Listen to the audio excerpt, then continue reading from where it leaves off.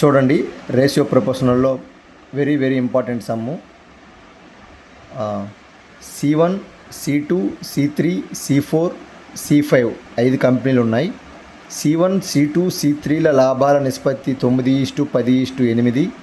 C2, C4, C5 కంపెనీల లాభాల నిష్పత్తి 18:19:20. C5 కంపెనీ లాభం C1 కన్నా 19 కోట్లు ఎక్కువ. అయినా అన్ని కంపెనీల యొక్క మొత్తం లాభం ఎంత?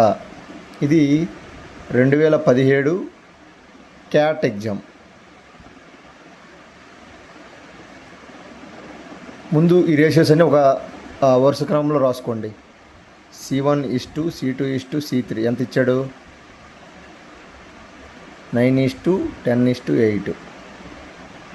C2 C4 C5 నిష్పత్తి ఎంత ఇచ్చాడు?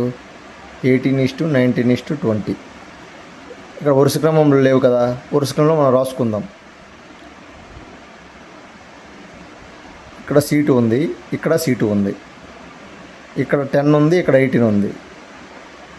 కానీ మనం మ్యాచ్ చేయాలి కదా, C2లు రెండు సమానంగా ఉండాలి కదా. ఇప్పుడు 18కి 10కి ఎల్సిఎం ఎంత అవుద్ది? 90. అప్పుడు దీన్ని ఇంటూ 9తో మల్టిప్లై చేయాలి, దీన్ని ఇంటూ 5తో మల్టిప్లై చేస్తే 18:90, 19:90. ఓకేనా? దేర్ఫోర్ 9:9 81, 10:9 90, 8:9 72. ఇదేంటిది? C1 C2 C3. ఇప్పుడు మళ్ళీ C2 C4 C5 ఎంత అవుతుంది? 18:5 90, 19:5 95, 25 100. ఇప్పుడు సరిపోయిందా? C2 90, C2 90. ఓకేనా? ఇప్పుడు C1 C2 C3 C4 C5 is equal to 81 90 72 C4 95 100. ఇది మనం ఇలా రేషియోస్ మనం కట్టుకోవాలి. ఇప్పుడు C5 కంపెనీ లాభం C1 కన్నా 19 కోట్లు ఎక్కువ. C5 100, C1 81. ఎంత ఎక్కువ ఉంది? 19 ఎక్కువ. ఈ 19 పార్ట్సే 19 crores. అయితే మొత్తం లాభం ఎంత? మొత్తం టోటల్ ఎంత అవుతుంది? 100 195 72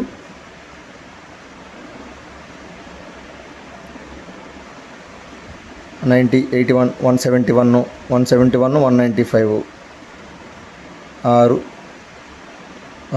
366 plus 72 438.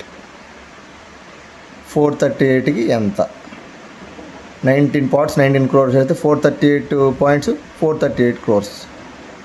This is the answer.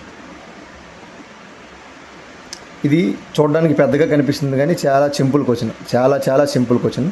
ఒకసారి అర్థం చేసుకుంటే ఇలాంటి కాన్సెప్ట్లు ఎన్ని వచ్చినా మనం చేసుకోవచ్చు. ఓకేనా? Thank you.